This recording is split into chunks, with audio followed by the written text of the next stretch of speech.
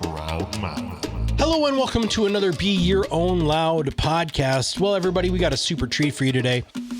This is a repeat guest. So we had our guest today, David Wood, on one of our Top Advisor Marketing podcasts, episode number 222. We'll make sure that that's in the show notes. I found him to be an absolutely fascinating person who really talked about two major things. Number one, focus, and number two, how to have difficult conversations. Today's podcast is going to be no different. I'm super excited to welcome our guest, David Wood. David, welcome to the show. Be your own loud. All right. Hey, everybody. Welcome to another live stream of Be Your Own Loud. Now, the focus of this is very, very simple. We want to bring unbelievable people for you to have a chance to learn from not only how they've unapologetically been themselves, but how you can rise above the noise and be your own loud too. So I want to say hi to everybody who's all over the streaming networks. We're on LinkedIn, Twitter, Twitch, all sorts of places. So I want to say hi to everybody. And it's funny. I'm so happy to have David back on the show. So David Wood, Focus.ceo, please right now, if you're at your computer, open that up in a browser because we're going to go over some stuff that's on the site and in his brain. But David was on a Top Advisor Marketing podcast over 2 years ago. And because of my interaction with him, he forced me to think about how I communicate with difficult conversations, number one, or two, intense conversations, and how I needed to work more, just being more present and in the moment.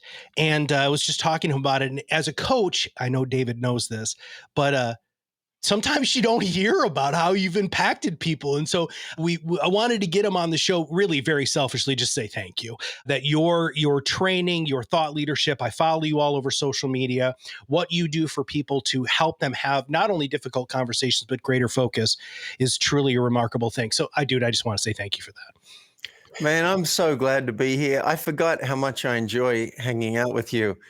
So I'm having a good time already. And that was an early podcast appearance for me. I think I was just getting started on being on podcasts, and now there've been a couple of hundred under the belt. So it's nice to kind of come back full circle and see you again. You've got a new website. You've got some new offerings, all of the stuff. So before we get there, though, because we're going to get to all of that, our audience really wants to hear, how did you get to where you are? Tell us your story. All right, the short version, and I didn't know this growing up, right? You can't see your story until later on and you get some perspective. But I grew up very left-brained. I lost my sister when I was 7 years old, and I watched her get killed in a traffic accident. And we didn't know therapy and grieving and all sorts of things back in, the 70s, and particularly in Australia. So what happened is I shut down my emotions and I just learned not to feel. And I used my left brain really well. I came top of my school and I got paid to go to university. I actually got a scholarship, and university was free. So I didn't have student loans or anything. It was free university. Plus I got money to go to university. And then at the end of 3 years, I had the option to work for the company if I wanted to, or I could say, thanks a lot. I'll see you later.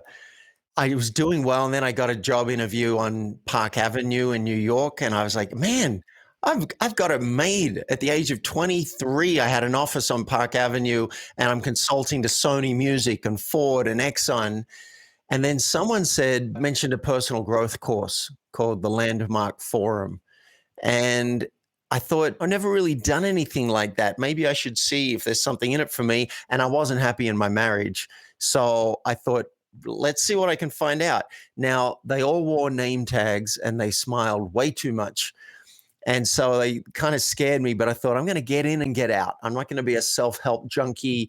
I'm not going to be someone who can't think for themselves and all of that bullshit that I was thinking back then. And I found that they actually cared about the world. That was my revelation. They actually devoted their lives, these teachers, to transformation and having the world be a better place. And I didn't think that was a thing. I thought they're just after my money. And so fortunately, they cracked my heart open, and I was just weeping in the course, and I accidentally coached somebody. I couldn't help. Someone was struggling with something. I said, well, what if you screwed up your courage and you made that confession with your partner and came clean after 10 years of lying, put everything on the line for the possibility of true love and connection. And she went and did it and transformed her relationship overnight. And I'm like, holy shit, this coaching stuff is powerful. I want more of this. So they said, if you keep on doing these courses, we'll train you as a coach. So I went back, they trained me as a coach. And a year later, I found out that someone was doing it for a living. This was 98. And I'm like, all right, sign me up for some of this. So I went and registered for a training program, and I've been coaching now since 1998, and I can't think of anything I'd really rather be doing. I love my life has been about, oh, that's the important point I missed. They cracked my heart open, and I realized I knew nothing about vulnerability. I knew nothing about true authenticity or transparency or leadership or true influence. And so the first half of my life was about business and money and systems. And the second half has been more about connecting with the heart. Now with my clients, I'm unwilling to pick one or the other. If you come to me, you got to want more than money. We'll start with money. We'll work on your time off. But who are you as a human being? And are you getting the most out of life? One of the things that I used to say as a coach was everything's on the table until you take it off, right? And then even when they took stuff off, I didn't always let it go because I knew that there was something there that I needed to address. So you have actually blended those two so well together that you have a system, at least a framework and a foundation that you take your clients through. Would you mind sharing a little bit about that with our clients, please? Or Yeah. our listeners? Yeah, I have a framework for the left brain part, right? For the money, systems, business stuff. Because see, what happens is when you're in it, when you're in the battle, you have no perspective. You don't know that you're getting outflanked over here and this is happening. You're just doing the fight. And so it can help to have a structure to bring clarity. So the first thing I do is say, 12 months from now, what does success look like? That's the first thing. What's it look like? In fact, I go further. What would have you dance your ass off? It would almost literally fall off. You're calling your friends saying, I can't believe how excited I am. I just had something happen recently. I decided to audition for something in the theater. Oh, I did a play when I was 5 years old and nothing since. And I'm like, I want to see what this stuff is like. I went and auditioned. They offered me the lead in the play. I was calling everybody.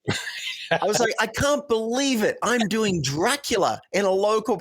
wow. They picked me to do the Dracula. Wow. So, like, what would have you be that excited? The next step is usually let's layer it because 12 months out is too far out.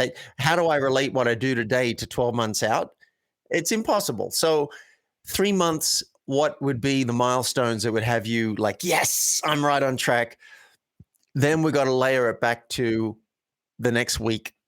What do you choose to care about for the next 7 days? What's on your list? I just wrote down some posters today, which aren't showing on the screen. What do you choose to care about? And this is even more important.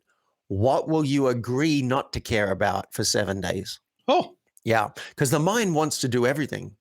The mind wants to handle everything and it's got fear of missing out. But when we try and do everything, we do it all badly and it's stressful. So I know this takes discipline, but you got to say, all right, for the next 7 days, these are the things that are my absolute priority. And these are all the things that I want to do. I'm going to put them in a drawer until 7 days are up and then I'll pull them out and we'll work out. We'll do it again.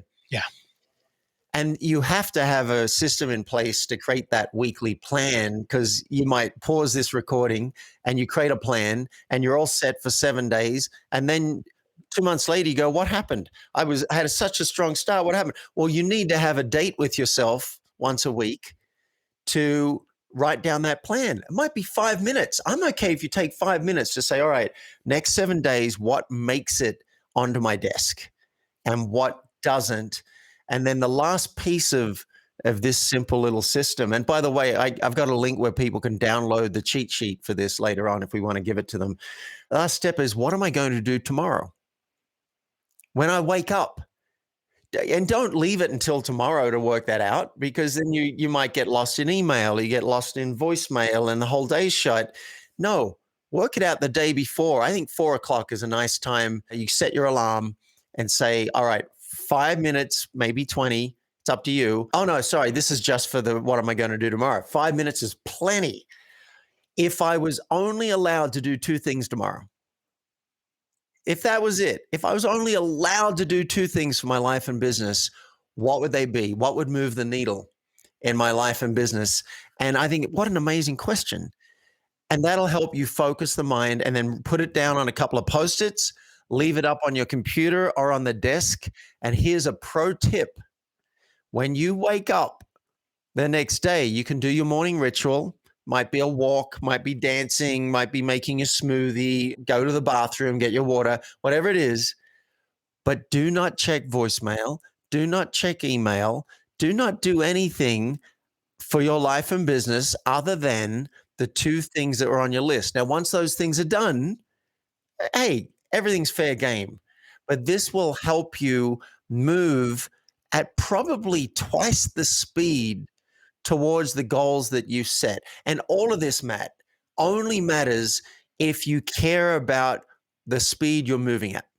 If you don't care, if you're having a really good time doing what you're doing, you don't care, and you're fine with the speed, don't do any of this stuff. Sure. But if you'd like to move at twice the speed towards your goals, and maybe have some more peace and joy along the way, these things could really make a difference.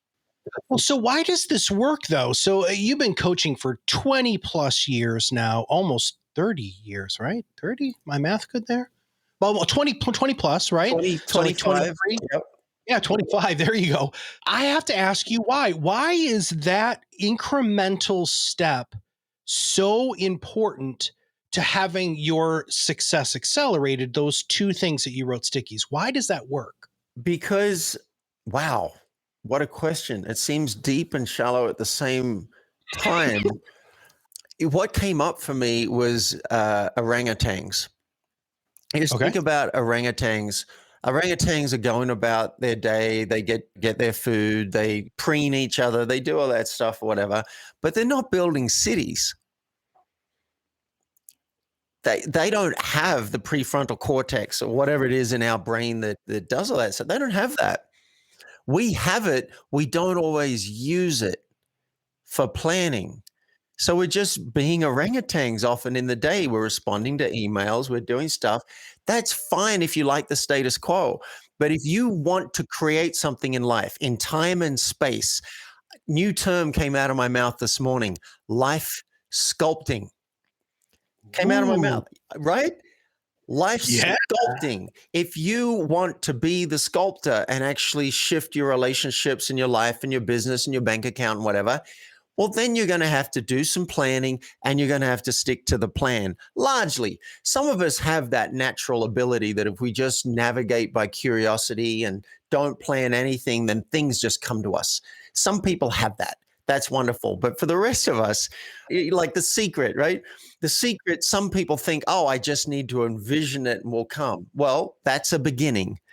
But Bill Harris, who was in The Secret, used to say, that's crap.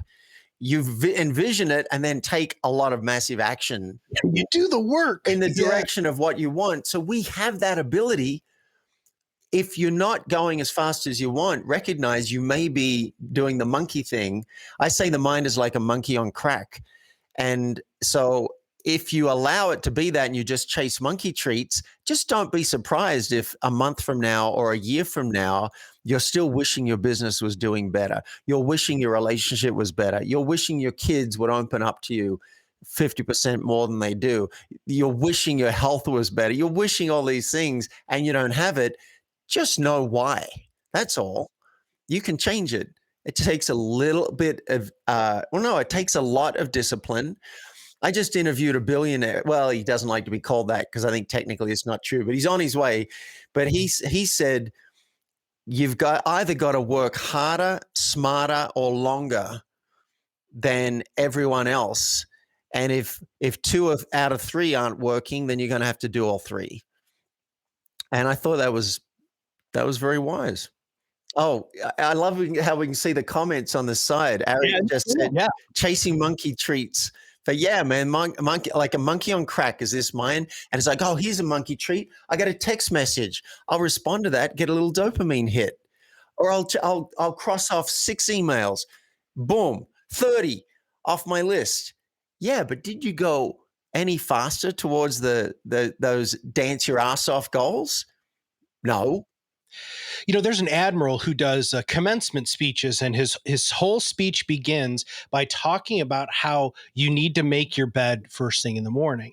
Everybody's like, well, what is that, right? And for him, it's not about making the bed, of course. It's about planning something consistently in your life that you succeed at first thing will allow you to have exponential success later down the road. And that's why I love the stickies. I love that. I think that's fantastic. You sit down at your desk and you get those 2 things done that you know are going to help you with your long-term success. Because David, that's the kicker, brother. Everybody's like, well, I know where I want to go. This happened to you and me as coaches and as just people who care. People will say that, well, I know where I want to go. I just don't know how to get there. But they haven't broken it down into that level of simplicity. Just 2 things, right? Just get those 2 things done. And then you're going to start seeing that snowball effect of how that's going to get you to that greater goal, that dance your ass off in 12 months. I think that's freaking brilliant. Yeah, well, I want to challenge something you just said. Your point's valid. Your point's valid, but I find maybe less than half of people know where they want to go or have really put the thought into it. You might have it like, well, I want to make more money in my business. Okay. But why? And what will that get you? Okay, will that really make me happy? And then how much money will it take to make me happy? And then how much time am I willing to work? Okay, I'm going to achieve that and I'm working 50, 60 hours a week. Is that what I want? Maybe it is. Maybe it's not. So I think a lot of people have not actually put the time into it. When my friend in my men's group said, David, what would have you celebrate your ass off? I couldn't answer it. I had goals, but like they would have me like actually dancing and so thrilled. It was so hard. And I sat with it for 3 weeks before I came back to that men's group and came up with an answer. A lot of people have not actually put some time to think, what would I really like? I'll give you an example. This acting thing, I have been thinking about this for years. Every 5 or 10 years, I'll go and dabble in something. Like I'll do a short film, like a student film, and I'll do something. Or every 10 years, I'll be like, I want to get an agent and go for a couple of commercials and just see. And then so it falls by the wayside. And then I've been in my head, I've been like, I'd just love to move to LA one day and do a 1 year, 2 year immersion in acting training, get access to all my emotions, do all the personal growth that comes with that, and see what happens. And maybe I get some great gigs, maybe I don't, but I want to find out. I want to live that life. Didn't tell anybody. And then now in Boulder, I just 2 months ago, I started telling people. And then someone said, well, do you want to come to an audition with me? I'm going to audition for a play. I was like, I don't know how to audition, but I'll come and I'll read some lines. And if they like it, I'll read some more. And then things started snowballing. Now I'm playing the lead in a play, and I'm in a playback theater troupe doing improv. I got an acting class once a week. I'm learning accents. I'm doing all this stuff just out of speaking it. But I didn't know that was a direction that would actually have me be happy. It took years. Now, had I worked with a coach on it, a coach might have challenged me and said, why don't you dip your foot dip your toe in the water right now with something and just see what happens? Maybe I could have been on this path 10 years ago. Now, you said something, and I can't let this go, David, which is what is going to make you dance your ass off in 12 months? Yeah, as I said it, I think Matt's going to pick up on that. Well, acting wise, I feel like I'm already there because I just love. I got 30 hours of rehearsals a week for 5 weeks, and then we perform for 6 weeks right up to Halloween, and I'm happy about it. And this is the guy who's had fatigue for years, and I'm just happy about it. And when I got I got the email saying, I first said sorry. It said, "Oh, I'm sorry it took so long." And I'm like, "Oh my God, there's a sorry." And then it said, "We'd like to offer you Dracula." I'm like, Oh, "Are you what?" My roommate lives downstairs. I call him straight away. I'm like, "Dude, I just got this." So I'm already getting that. I think something else that would have me do the happy dance is having a relationship with someone that I really love and really enjoy their company, and we're making life decisions together. I think I would really enjoy that game. So that's a goal of mine. And the book, the mini book's already ready, but the full book will be ready by January.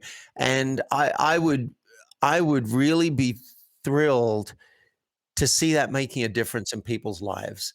If people are writing in saying, "This is what I did. I just named a mouse with someone," and I can get into what that means, but I just named a mouse. I shared my experience with someone and it went really well and we're so much more closely connected. It's changed everything. I want to get messages like that. I would like people to be reaching out to me saying, "Can I interview on the book you on the book? I love the book. We want to get you on this TV show."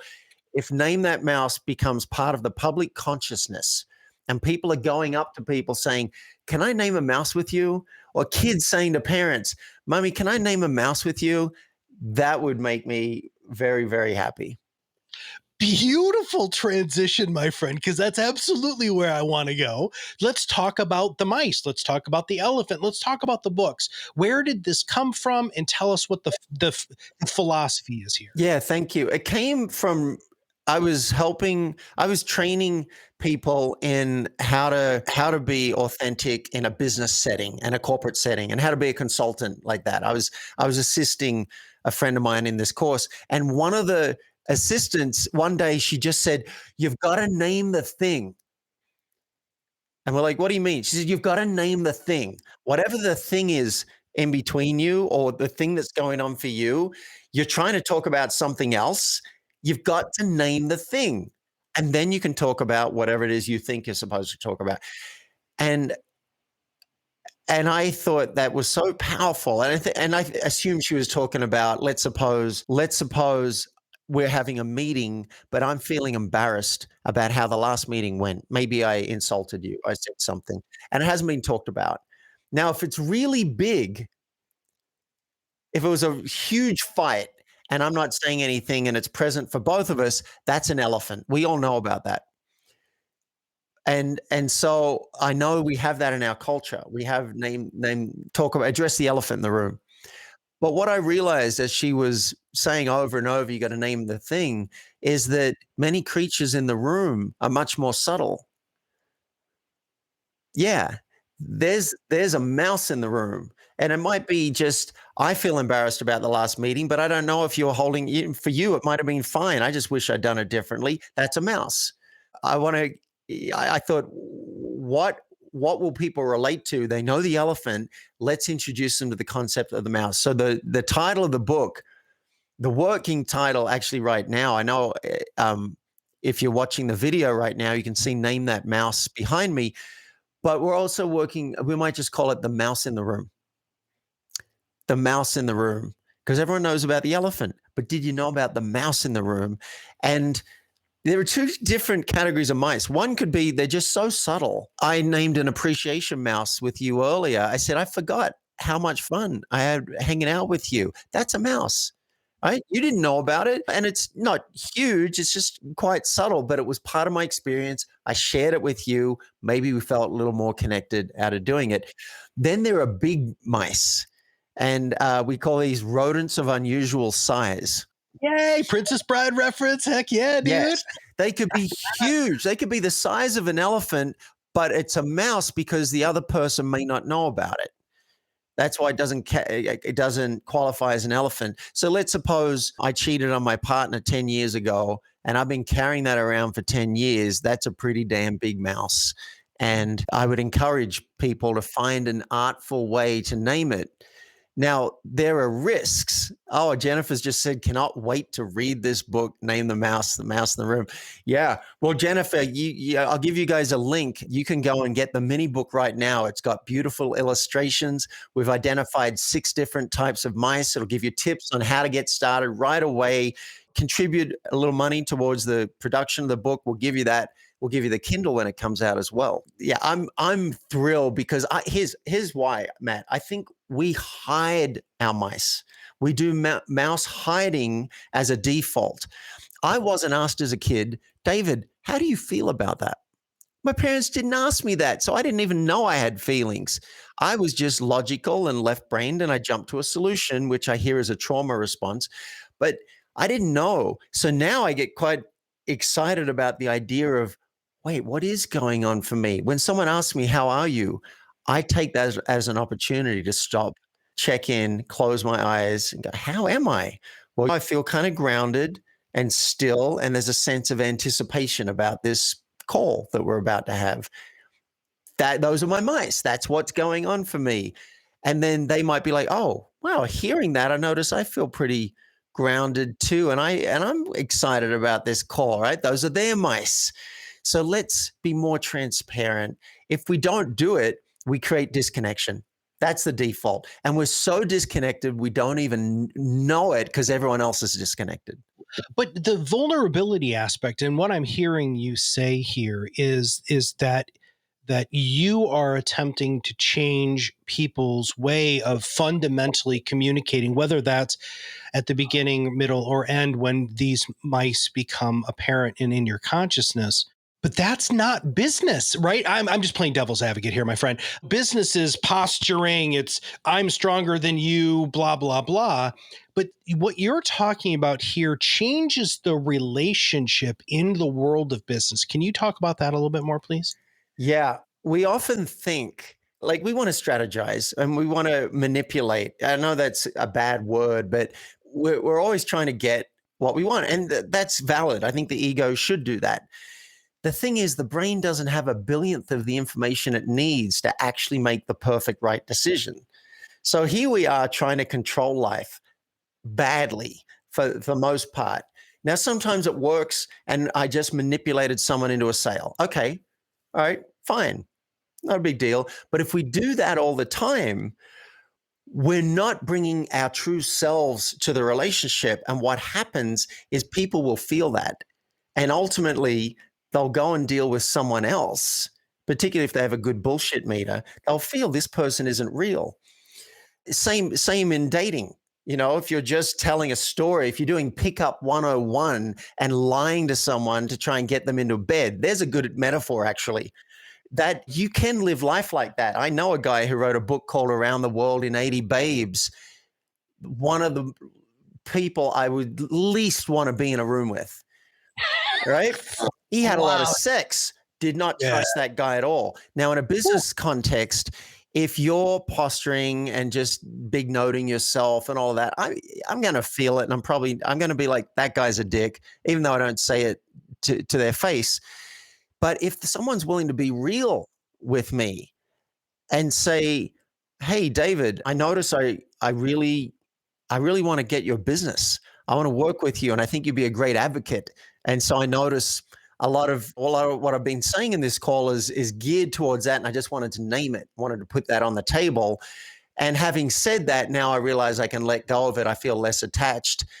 If it's going to serve you, then yes, that'd be awesome. And if it's not, I realize in this moment, then I truly don't want us to work together if it's not going to serve you. Like I just made all that up. But there's an example that's going to build trust with someone else. Now, I'm not saying that you lose all of your filters. Don't hide nothing does not mean share everything. So thank you for clarifying that, dude. Yeah. So you're not going to go to the boardroom if you're the CEO and go, oh my God, we're running off a cliff. The economy's tanking. I got no plan. I don't know what to do. Help. We don't do that. You do that with your coach. You do that with your close friends and advisors, and then you might go and find an artful way to say it. Hey, some of you might be feeling scared in this current climate. I don't blame you. Sometimes I do as well. We don't have all the answers yet, but together we will find them and we will work them out, right? There are ways to do it that can still have you be connected and have you not collapse. What someone said to me once is, don't share something while you're still bleeding from it. Ooh. So, because on stage, I wanted to be transparent about everything. I was like, how can I talk about transparency if I'm not, don't tell all my skeletons or talk about a crime I committed when I was 15? Like, what if I don't?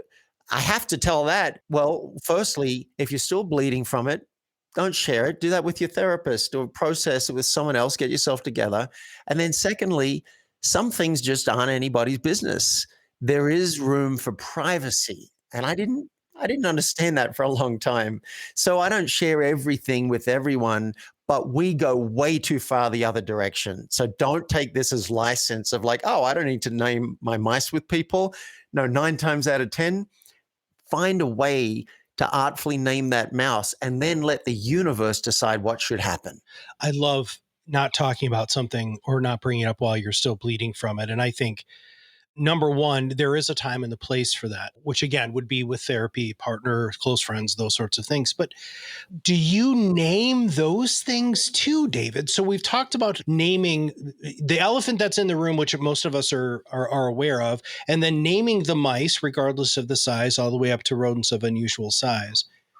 But do you name those also to make sure that you're not, does identifying those within you make it so that you're going to be less willing to share them, or that you've got that filter in place? I need to talk about the filter a little bit more, because one of the things that I brought you on the old show was because of, you just did it scripting wise. It was freaking beautiful.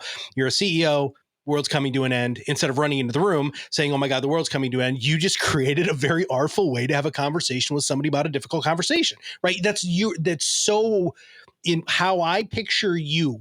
That's how you exist in my mind, is that person who can communicate very, very rough, difficult things in a way that starts conversation and allows people to have conversation. But I think people need to understand the filter part better. How do you help people understand what should be named as a mouse, what should be shared as a mouse, and what shouldn't be? My brain loaded up 2 things hearing that. One, it loaded up some techniques to, because I'm enjoying your appreciation of how I did that example, and I can break it down. There are some things that you can do to make it go much better. But how to decide if you're going to name a mouse or not? Okay, firstly, is this a relationship that that it would pay off to invest in? So if it's someone I've just met on the street and they do something that I don't think is very cool, am I really going to invest in this? No, probably not going to see them again.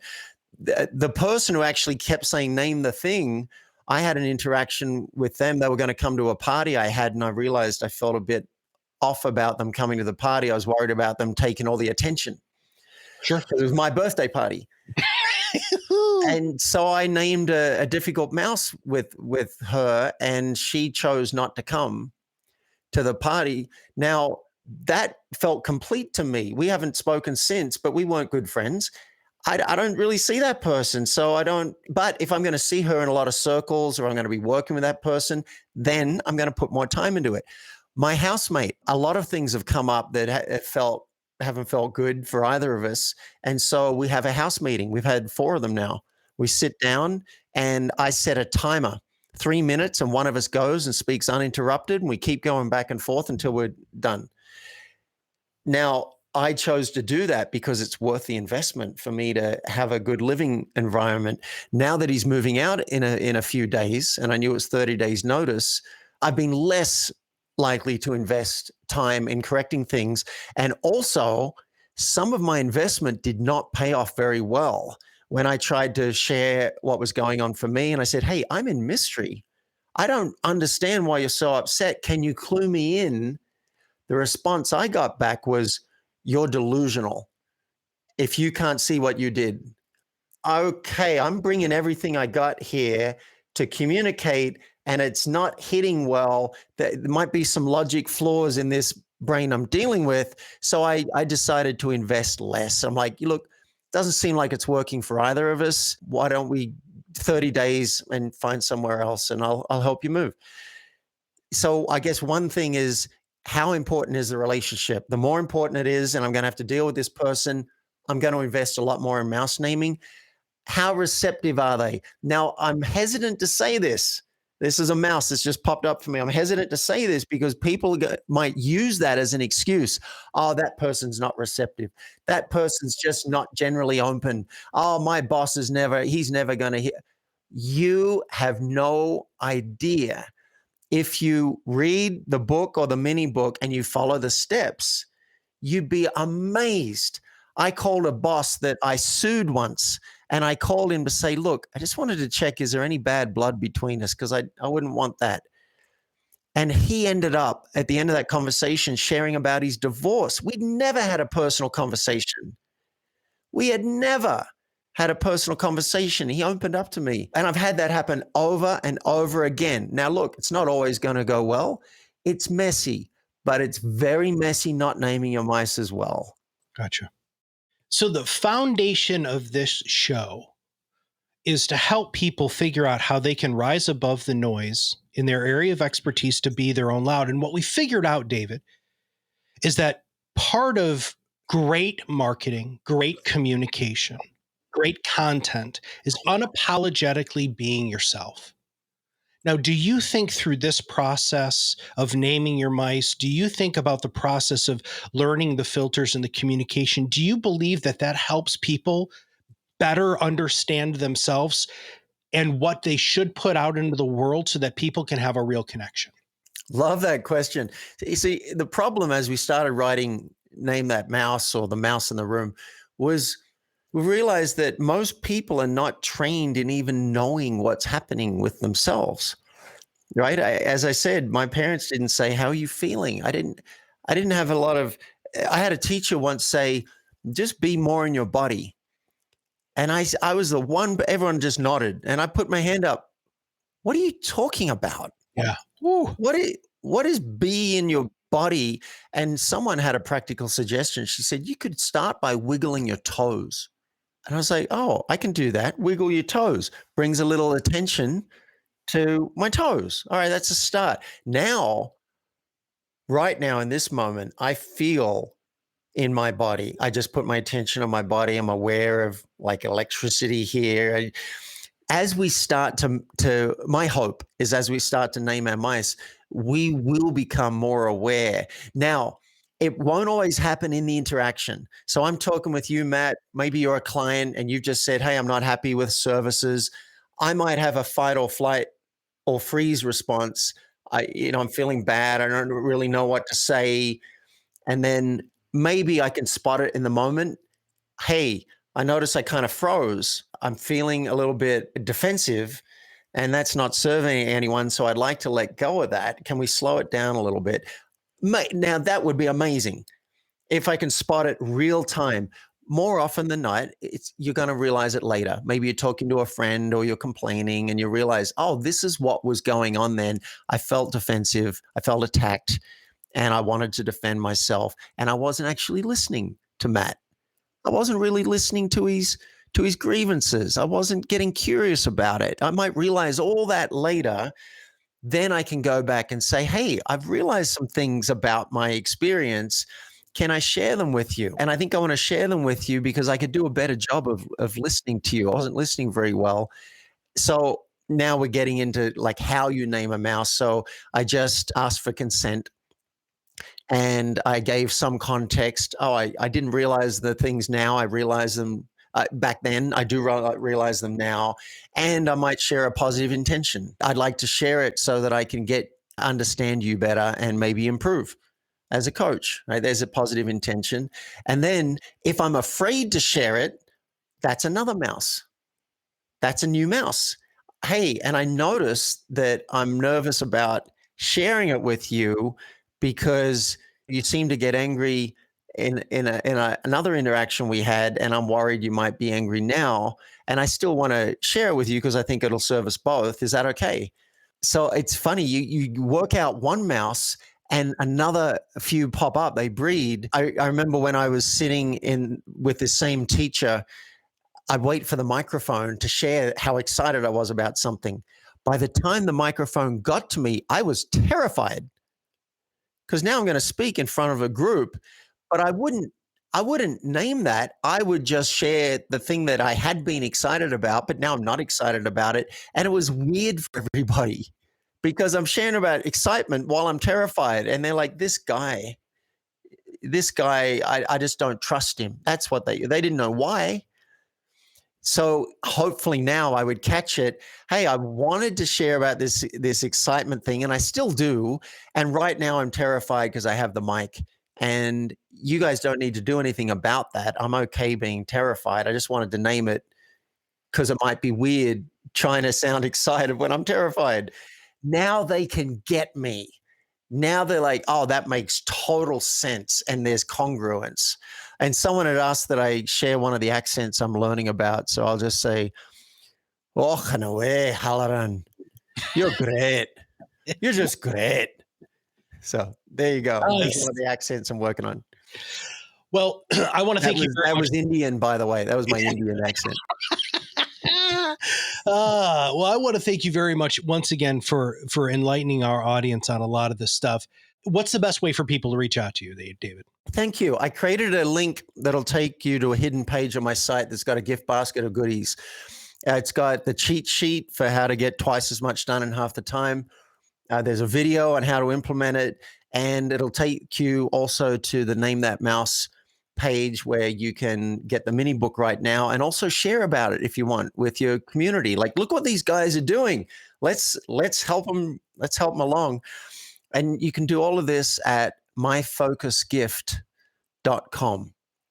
Myfocusgift.com will take it, all those things. And if you heard something in this interview and thought, I could go faster with coaching and I want to go faster in my business, then there'll be a link there where you can request a phone call with me and we'll see if we're a fit. I want everybody to just think about that. A lot of times you'll get something from Kickstarter or Indiegogo or anything like that, and you're like, wow, that's a really cool tech gift, right?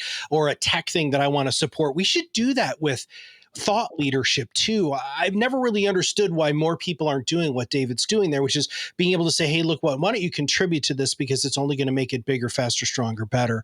So David, we're going to share all of those in our show notes, and also here through the live stream. If everybody takes a look at the chat, the myfocusgift.com is there. And David, I want to thank you so much. It was an absolute honor to meet you a number of years ago.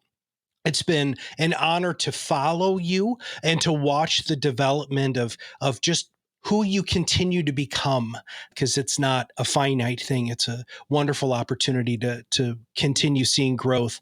You got to follow him on LinkedIn, everybody. We'll make sure that his LinkedIn stuff is there too.